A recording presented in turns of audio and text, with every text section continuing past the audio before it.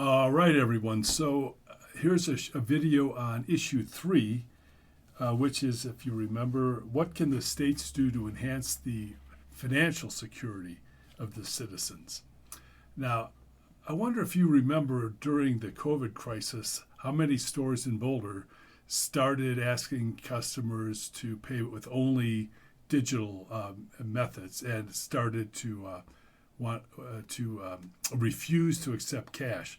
I remember Ideal Market, where in our neighborhood, they've made a big effort to stop people from paying in cash under the pretext that cash was somehow a vector for spreading the dreaded virus. And this brings up an issue which my friends over at the Solari report. I don't know if you know a lady by the name of Catherine Austin Fitz. She is someone who I believe is worth listening to. She was a former directing manager at the Dillon Reed Investment Bank in New York. She was an assistant secretary of housing, and she underwent something of a transformation, a red pill moment, where she realized just the amount of bad dealing and corruption going on in the federal government. And she started this website called the Solari Report, which is very much interested in securing individual rights. Now, one of their issues is the need for states to do things to enhance the financial transaction security. Now, the reason this is important is because let's say that you've stashed away a bunch of cash in a safe somewhere for safekeeping.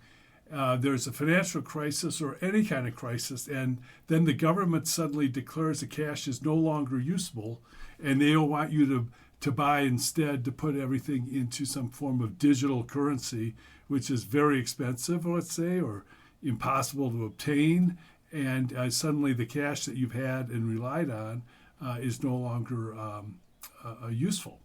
And so the object of this is to getting individual states to enact legislation that would make it mandatory for businesses to accept cash. This is something that I think Colorado should do. And another thing is, again, getting back to this idea of the bullion depositories. Now, I don't believe that precious metals and gold and silver are the answer to financial stability, but they're definitely part of the answer. And we certainly don't want to get to a situation where the governments are mandating payments in gold and silver, because not many people have it. But states can set up depositories. Now, here's one in Texas has a depository.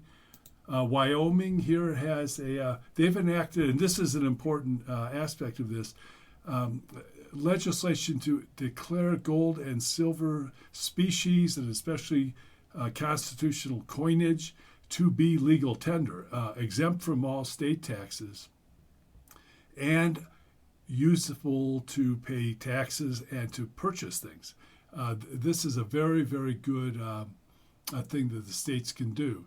Now, with the idea of the bullion banks, is that again, the states wouldn't necessarily buy and sell, although they could, but they would establish a depository and a network of authorized dealers, in which individuals could then purchase gold and silver from authorized dealers, put it into storage in the state depositories, keep it there under a secure situation, and then at some point in the future, if necessary, they could then sell it back to this network of brokers, and there would be a wide network of brokers, so you'd have a lot of options, and then you can convert it back into dollars, or you could transfer it to other people and deal directly in gold and silver.